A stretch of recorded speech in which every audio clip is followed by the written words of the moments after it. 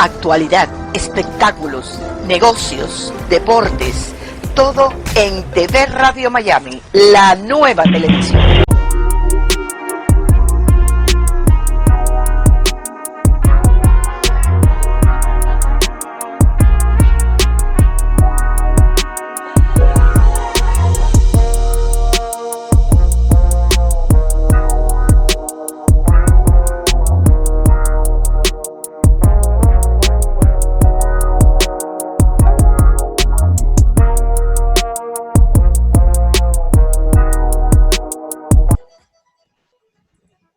Y aquí estamos en Coincidencias y ya nos vamos a los Estados Unidos, ¿verdad, Enrique? Sí, señor, y allí está el señor Agustín Ranguni. Buen día, Agustín, y buen día a la audiencia de los Estados Unidos. ¿Cómo estás, Enrique? Buen día, Denise. Un cordial saludo para ustedes, un saludo también para Alejandro, nuestro operador técnico, nuestra superestrella.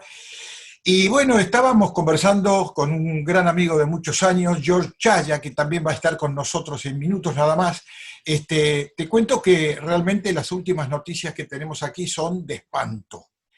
Se han registrado repuntes récords en caso del coronavirus. Ya llevamos superado los 4.800.000 casos positivos, 159.000 muertos. Y lo más contundente es este dato: un muerto cada 80 segundos. Si querés te lo repito. Un muerto cada 80 segundos.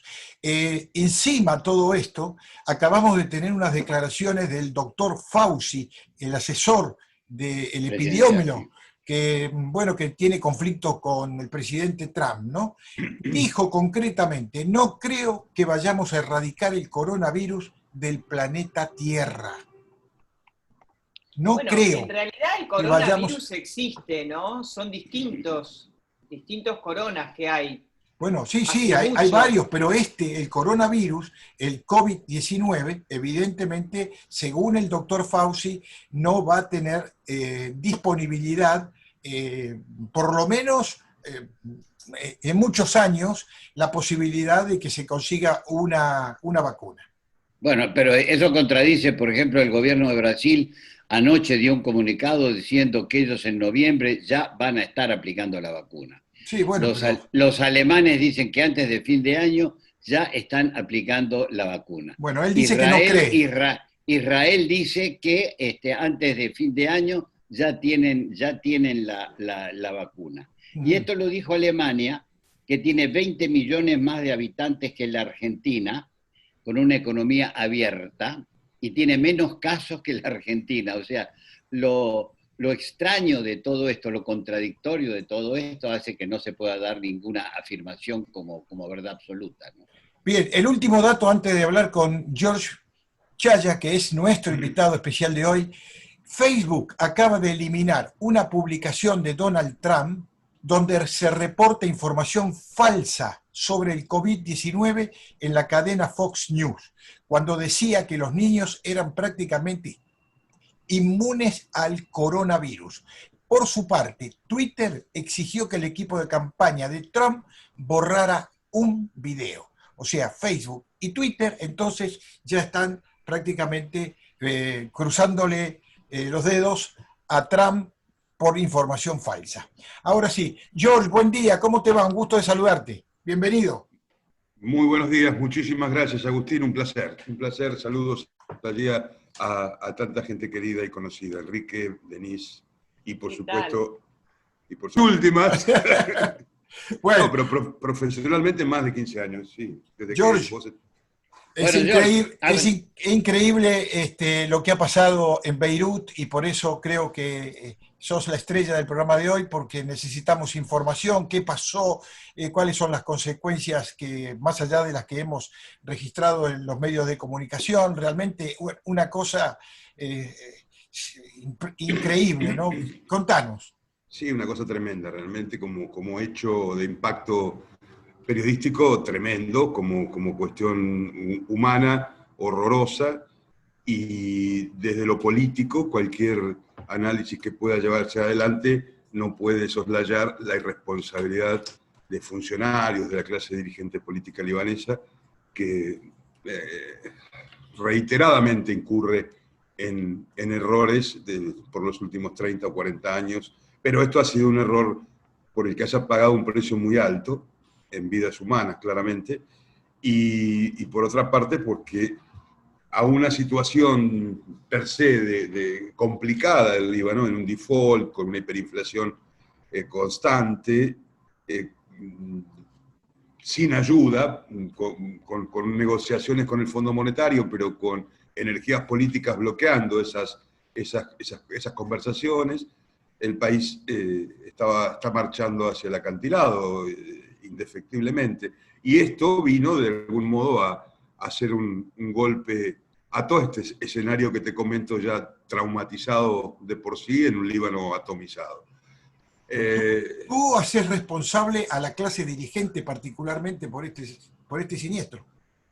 Mira, sin lugar a dudas, hay una cuestión, con prescindencia de las últimas detenciones que se han llevado adelante en Beirut, que, bueno, no solamente en Líbano ha sido una constante, pero vos sabés que en el mundo, ustedes lo saben muy bien, como se dice en Argentina, el hilo se corta por el lado más fino. Hoy tenés 5 personas detenidas, que son funcionarios de aduana,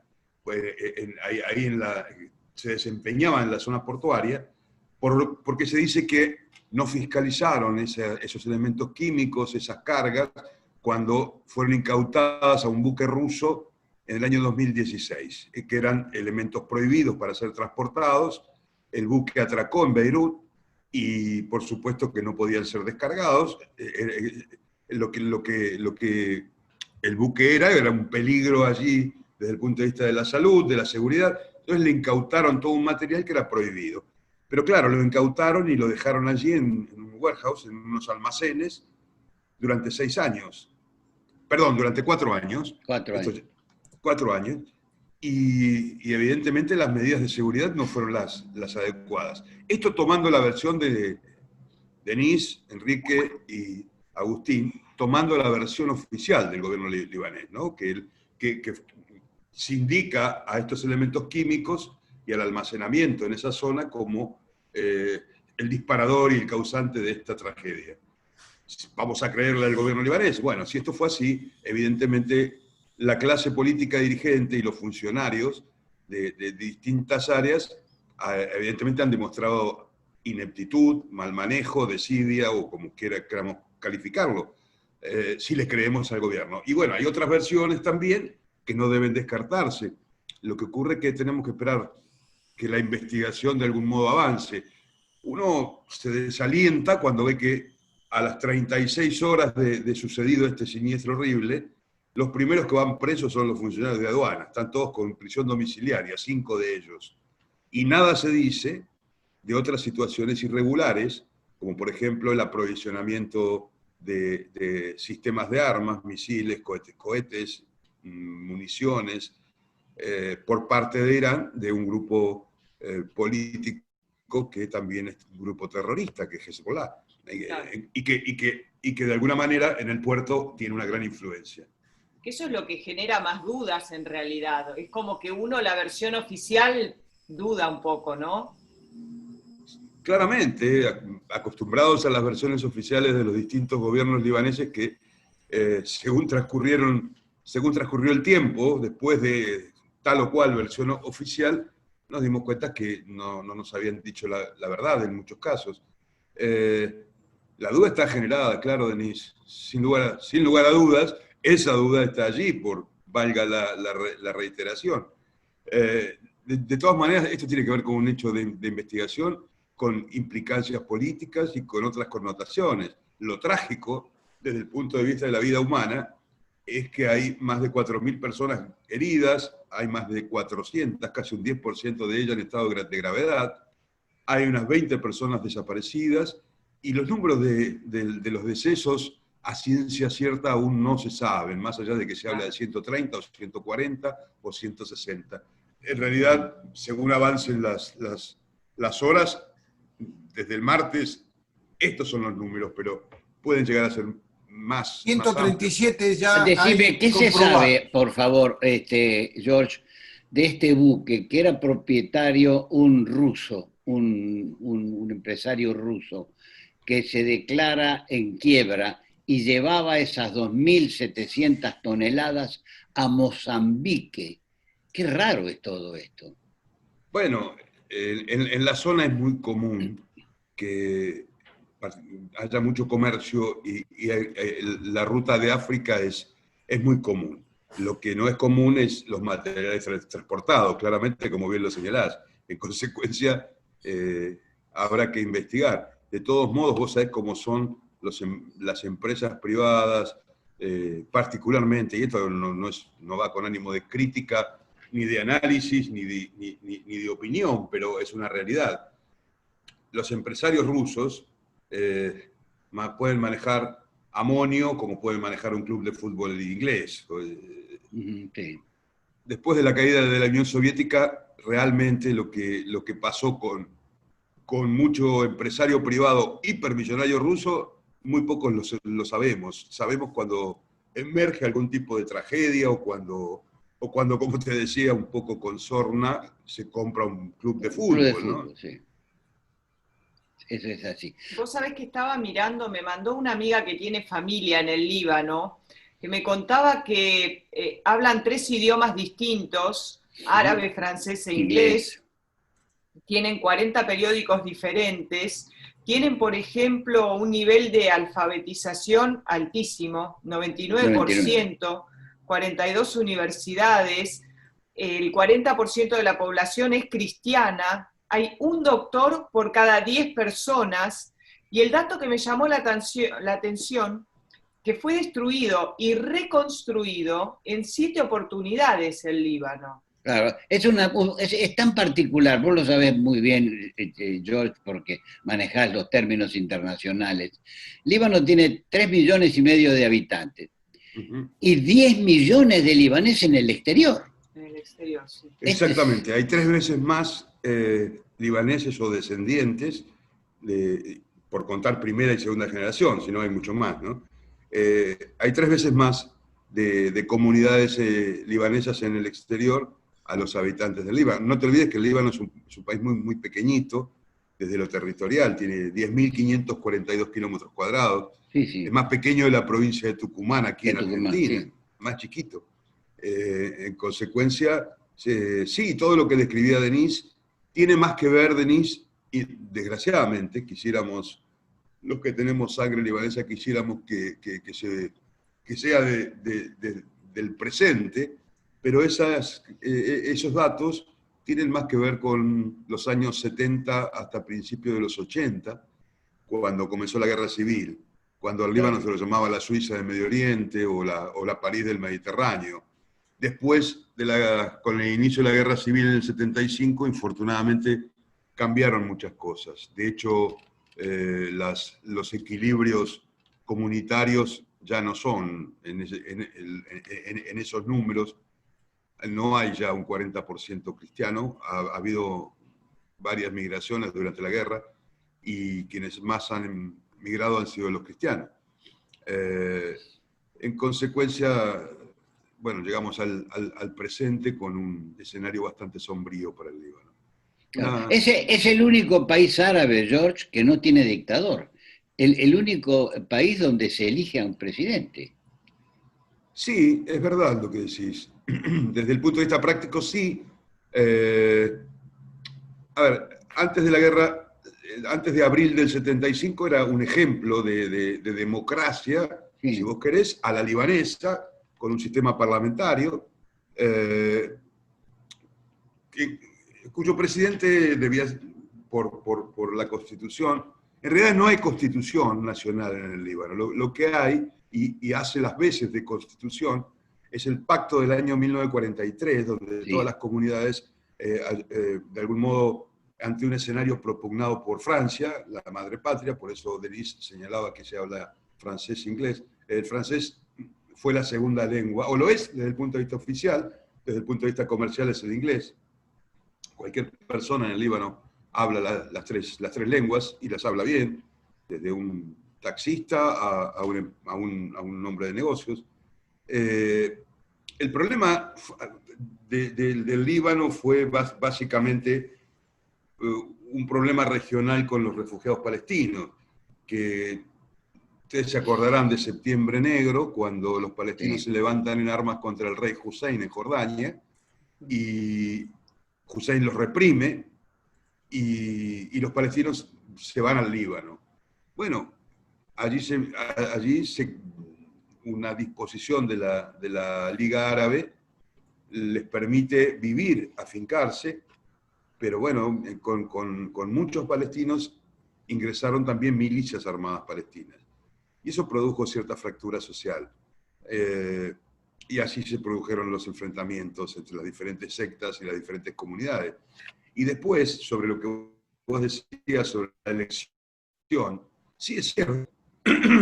A ver, aunque no, yo te diría como dato de color, no ha hecho falta un dictador en el Líbano, porque siempre hubo un país externo que ejerció tutelaje y mantuvo de alguna manera las reglas y el juego político, en algunos casos con puño de acero, mucho más fuerte. No hay que olvidarse que Siria estuvo 29 años y 6 meses con 30.000 soldados adentro del Líbano, y la verdad que era el presidente y el primer ministro en esos tiempos. De hecho, fueron asesinados 2 presidentes en ese tiempo, ¿no? Pero nunca ha hecho falta un dictador. Siempre los países vecinos ayudaron a que eso no hiciera falta. Y hoy ese trabajo lo lleva adelante Irán, con las políticas de expansión de la Revolución Islámica. Y bueno, y sus representantes armados son los elementos de Hezbollah, que han tenido una injerencia importante en la política, han ganado bancas en el Parlamento, pero que después también han desarrollado todo un trabajo de presión, más allá de la agonalidad de la política o de la confrontación que significa la política y el mantenimiento del poder. Ellos han llevado adelante un trabajo muy, muy confrontativo, y hoy no tienen buenas relaciones con la comunidad sunita y con un sector cristiano. Claro. Hay otro sector cristiano que sí apoya al presidente. El presidente fue designado por Hezbollah, esa es la realidad. Y también el primer ministro. En consecuencia, vos sabés que a veces no hace falta que haya un dictador para que una ciudadanía la pase mal, viva mal. Exacto. George, Exacto. una preguntita. ¿Qué importancia le das a la visita de Macron tan rápido? Alta, muy buena. Mirá, la semana pasada había estado el canciller francés, precisamente hablando de un tema de ayuda. El jueves pasado, exactamente, estuvo Le Drian durante 20 horas, precisamente por una charla en la cual se estaba ofreciendo una ayuda y una intermediación ante el Fondo Monetario, dada la situación económica y la crisis libanesa. Hay que recordar que desde octubre comenzaron movilizaciones muy fuertes por parte de movilizaciones populares, y desde enero virtualmente el Líbano está en default. Por primera vez en la historia el Líbano no pudo afrontar su deuda externa, y recordemos que como te decía, cuando Denis daba datos, un país muy pequeño territorialmente, casi 4 millones de habitantes, y hay una deuda de 120.000 millones de dólares. Impagable, definitivamente impagable, porque el Líbano no es más que un productor de servicios financieros y eventualmente y turismo. No es un país productor. No hay productos u otros bienes que puedan generar ingresos a gran escala. En consecuencia, había estado el jueves el canciller francés, y la reacción de Macron ha sido... Francia ha sido un país amigo. A veces las situaciones políticas cambian, particularmente en la entrada al siglo XXI cambió un poco este concepto del país amigo en las relaciones internacionales, a mi juicio, ¿no? Y hoy lo que podemos decir es, ya no hay tanto amigos, sino hay socios en la comunidad internacional. Y Francia, si bien es cierto, fue un país amigo, después hubo tiempos de distancia, después, bueno, hoy Francia es un socio con que el Líbano puede contar, y de hecho ya está contando, porque ha sido uno de los primeros en ofrecer ayuda. También que el la Vaticano. Necesitan realmente. Sí, claro, sí, particularmente, ya no hablo de las estructuras políticas o las estructuras de gobierno o de la crisis económica que transita el Líbano. Hoy los bancos están en crisis, la libra se ha depreciado de una forma espantosa, y quienes la necesitan son los ciudadanos, ¿sabes? Esa zona que ha volado es el 40% de Puerto Madero, si vos te lo imaginás, Sí. por ponerlo, o es el viejo Bayside en Miami, Enrique. Agustín. Imagínate una cosa dantesca así, ¿no? No, impresionante. Y sí, inimaginable. Claro. Bueno, George, te y vive agradecemos. gente. Te Y agradecemos vive gente. tanto. Te agradecemos tanto. Y después vamos a seguir hablando del Líbano, que va a dar mucho que hablar. Allá tuvo su cuartel general Yasser Arafat, en el Hotel Fenicia. Yo le hice una nota. Exacto. Exactamente. Que era el hotel más importante. Qué interesante. ¿Le hiciste Fue una nota a Arafat ahí? ahí en el Hotel Fenicia. Y la tercera vez que estuve en el Líbano, primero viví en ese hotel, donde vivían todas las tripulaciones, porque ahí se hacían los cambios de tripulación de Pan American en aquella época. Exactamente. Después fue cuartel, y la tercera vez que fui, pasé de una cuadra a otra sobre los escombros del Hotel Fenicia. Claro. Fue uno de los afectados por la guerra, estaba muy cerca de la línea verde. Exacto, estaba cerca de la línea verde y lo volaron como tantas cosas. Bueno, George, te extrañamos, así que cuando vuelvas por acá, acordate. Como sigan las cosas como van en la Argentina, me parece que muchos nos vamos a convertir en balseros, ¿eh? Vamos a cruzar rápidamente. ¡Wow! ¡Qué futuro! Lo describís muy bien, la verdad, George. Con una fue una claridad. broma. Una broma que es una realidad total concretamente hoy.